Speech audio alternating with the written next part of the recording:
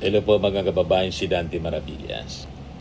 So, malinaw po na yung appeal ni Sara Duterte, yung appeal niya sa COA, denied. Yun yung lumabas doon sa investigation ng Justice Panel. So, ang tanong na ngayon mga kababayan, may plano ba si Sara Duterte na ibalik yung pera? Ibalik po yung pondo ng gobyerno kasi denied. Wasak na wasak po yung mga propaganda ng mga DDS na walang red flag sa COA, yung mga paggastos ng pondo ni Sara Duterte. Denied pala. Puro kasi fake news yung mga nalalaman ninyo. So hindi po ito simpleng accounting error, mga kababayan. Ito po ay malinaw na usapin ng pananagutan sa pera ng taong bayan. Binasa, sinuri, tinimbang po ng COA yung depensa. At sa huli, mga kababayan, binasura po ng Commission on Audit yung appeal ni Sara. So ang ibig sabihin nito malinaw. Hindi po pumasa sa batas at audit standards ang paggamit ni Sara ng confidential funds.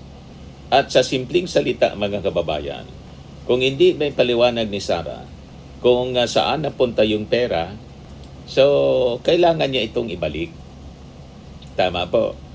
So ang pinal mga kababayan na desisyon ng COA, ibalik yung 73.28 million pesos na pondo ng bayan. Yan po. Notice of disallowance, final at executory. The 7.28 million notice of disallowance, formal na ibinasura ng COA ang apila ni Sara Duterte. Mula siya sa 125 million na confidential funds na nagastos lamang sa loob ng 11 days noong December 2022. Pero sabi ni Ramil Madriaga, less than 24 hours lang niya, ubos na.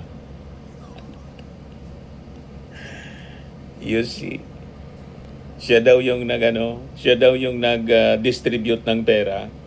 So ang notice of disallowance ay parang official na hatol ng auditor na nagsasabing hindi tama yung paggamit ng perang ito. Yung 69.7 million, 78 million, walang ebidensya sa rewards. Puro piki po yung recipients. Puro chicheria.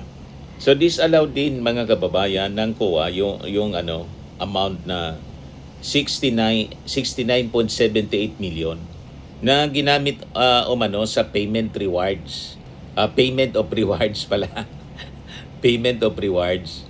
Pero yung payments of rewards, mga medicines, goods at etc., dinisallow siya ng COA sa kawalan mga kababayan ng mga dokumentong nagpapatunay na nagkaroon ng matagumpay na surveillance o information gathering activities.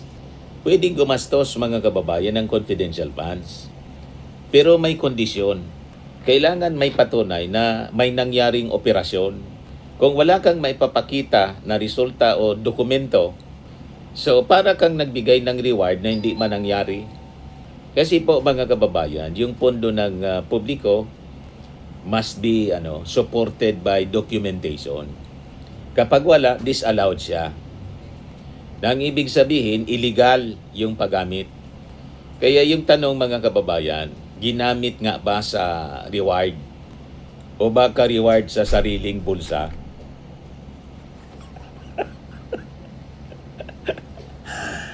Alin yung tingin ninyo mga kababayan na totoo?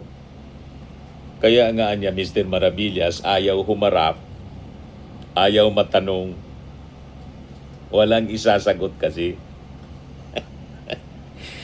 Pati yung mga abogado umiiwas mga kababayan na mag-attend ng clarificatory hearing ng Justice Panel. At hindi lang yun mga kababayan, may 3.5 million pa na illegal na pagbili ng office equipment. Puro illegal niya, Mr. Maravillas. Labag siya mga kababayan sa Joint Circular number 2015-01.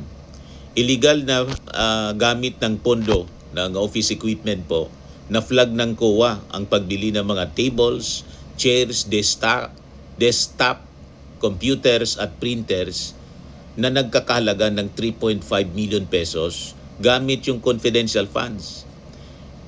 So, labag siya sa circular dahil napatunayan na ang mga ito ay para sa confidential funds.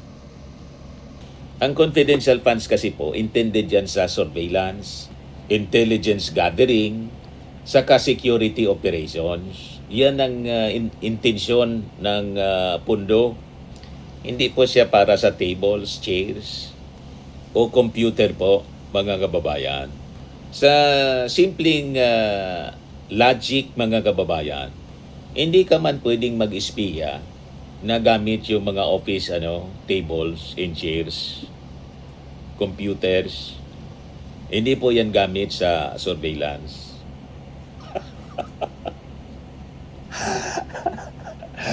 Nagets niyo mga kababayan, kaya na-disallow ng COA, misclassification po ng paggastos, ng expenses. Irregular siya, kaya disallowable siya. At napakabilis mga kababayan yung paggastos. Mas mabilis pa sa Orion yung lumipad na yung mga astronauts na pumunta, nag-flyby sa buwan, 9 days yun. Mas mabilis pa doon. Ang akala natin 11 days. Less than 24 hours. Mabilis pa sa Orion. Ng NASA, yung paggastos mga kababayan ni Sarah. Unusual yung spending pattern. Madaling sabi, mabilis yung pagwaldas.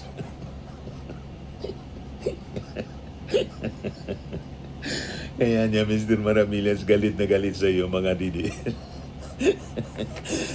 Ay, pero at least hindi tayo nagmumura at namimersonal. Issue tayo, issue-based. Diba? Kuan siya, legit na issue. So naging mabilis yung pagwaldas ng pera ng bayan. Sa loob lamang ng 18 hours, sabi sa testimony ni Ramil Madriaga noong 2022, ang OBP ay gumastos ng average 125 million.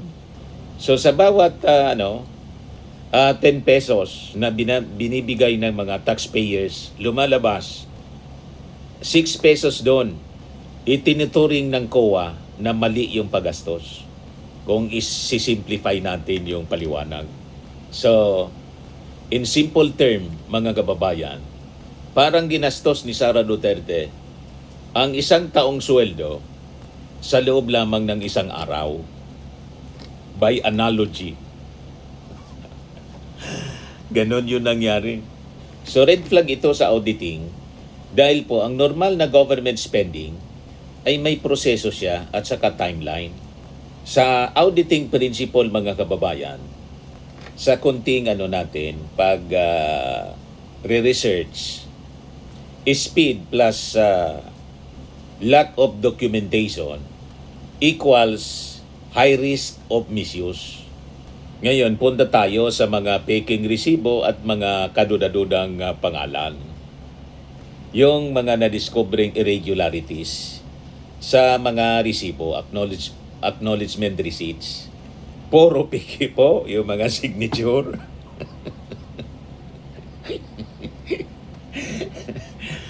Yung mga resibo, puro piki po yung mga nakapirma. Pati yung mga pangalan. Puro mga chichiriya. So sa investigasyon mga kababayan ng panel, na-discover po na may 158 acknowledgement receipts or ARs na may mga maling pitsa o typographical errors. May mga ulat din ng mga non-existent signatories o mga pangalang hindi makita sa records ng PSA. Ngayon, ito po yung pinakaseryosong issue. May resibo pero mali-mali yung detalye. May pirma pero walang taong mahanap. Puro multo.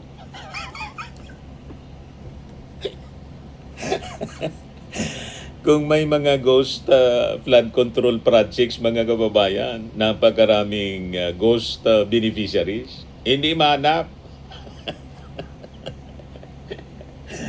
Sinertify mismo ng Philippine Statistics Authority. In short, mga kababayan, malinaw na parang gumawa lang sila ng mga resibo para patunayan ang gastos. Pero hindi totoong tao yung mga pumirma. Yung totoong, yung totoong taong beneficiary yung pumirma. Ang pumirma noon, tao din, pero mga tao ni Sara lang siguro.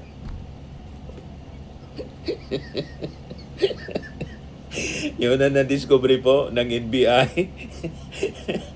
Yung pinaliwanag doon sa Justice Committee hearing, yun ang paliwanag ng NBI sa forensic examination. Yung pagkasulatan niya, yung stroke ng pirma, mga ilang tao lang yun.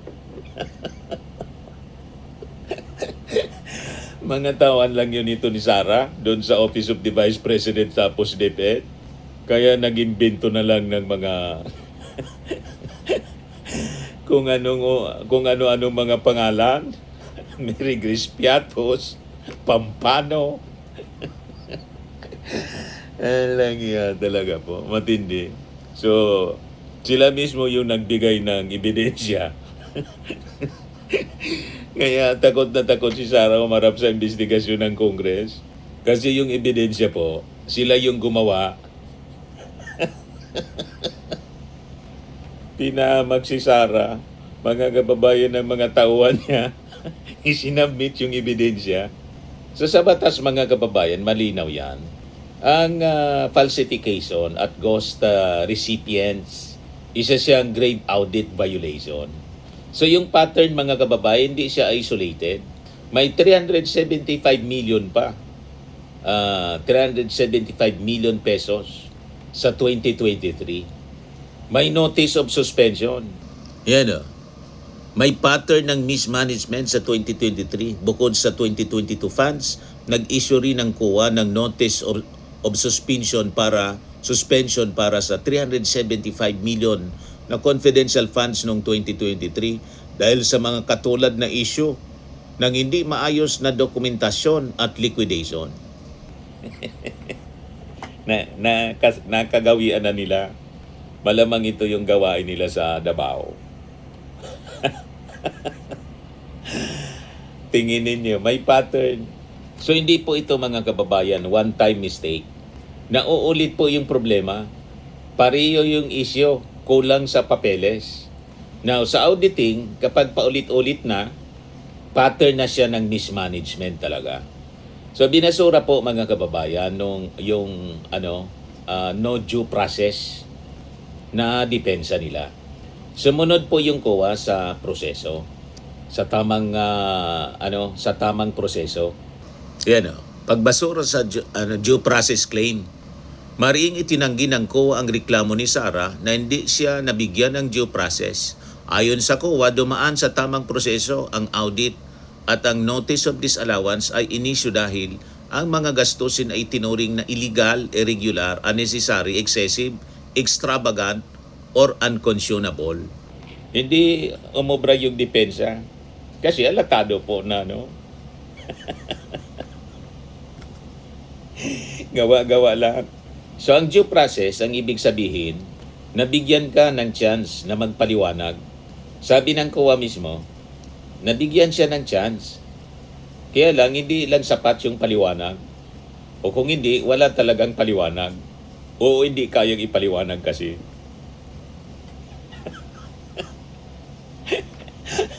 Kaya ayaw niyang magpaliwanag, mga kababayan, sa Justice Committee hearing kasi lalong mabubuking i-live yun sa sa social media at sa mainstream. Lalo siyang madidiin dun eh. Kaya pag-iwas na lang, mga kababayan, ang ginagawa. Gustong ipatigil yung hearing. O, di ba po? So, ang legal implication, posibleng basihan siya ng impeachment, culpable violation, at betrayal of public trust na malinaw.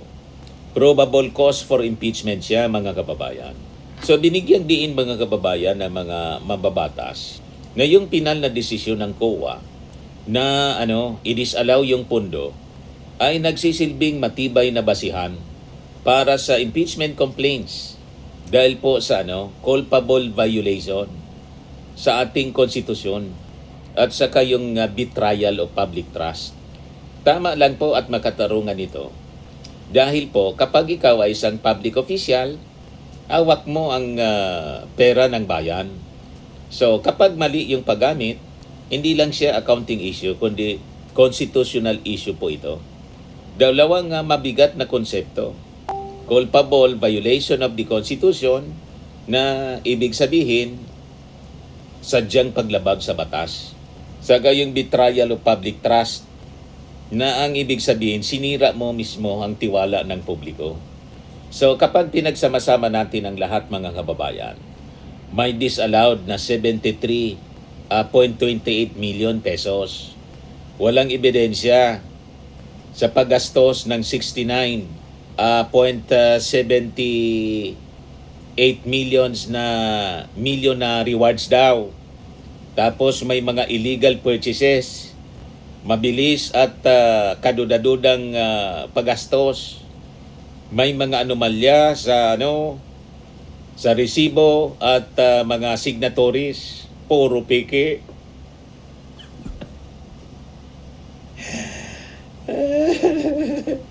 At naulit pa, mga kababayan, sa budget niya sa 2023. Tinanggihan yung due process defense niya. Lumalabas po ang malinaw na pattern. Misuse, no documentation, disallowance, accountability. At yan ang ayaw ng mga Duterte na malaman ng taong bayan. Kaya todo iwas, mga kababayan, si Sara na mag-attend sa hearing. So sa dami mga kababayan ng pagkakamali ni Sara Duterte sa paggasta ng kaban ng bayan, hindi na lang depensa yung kailangan, kundi pati po restitution. Kailangan niyang ibalik yung pera ng bayan. Ibalik niya dapat yung lahat ng pondo na na-disallowed ng Commission on Audit. Kaya tama itong sinabi niya, Congressman Paulo Ortega, kung talagang nais ni BP Sara na ipakita ang kanyang accountability bilang public servant, mas mabuting isauli na lang ang pondong ipinababalik ng COA. Restitution po, tulad ng ginawa ng mga engineers at sino pa nga yun? Si Sara Diskaya pala, ayaw talagang ibalik. Yung mga engineers na sangkot sa flood control scandal, restitute. Pag Sara talaga niya, Mr. Maravillas, matigas ang ulo. Sabi ni yung asawa, paraan niya kaming ninakawan yan. Yung asawa ni Sara Diskaya, sila na nga po yung nakapag di ba? Sangkot sa bilyon-bilyon na anomalya sa flood control scandal. May lakas pa ng loob na magsabing para daw siyang silang ninakawan yan. Ayaw kasi ni Marcoleta, walang restitution daw. Alam na po. Anyway, yan man lang po, mga kababayan, yung punto natin. Kailangang ibalik yung pera na disallowed mismo ng COA. Okay po? Ay, nagalaw ko. Okay po mga kababayan. O yun man lang. Ako po si Dante Maravillas. Bye-bye po. God bless.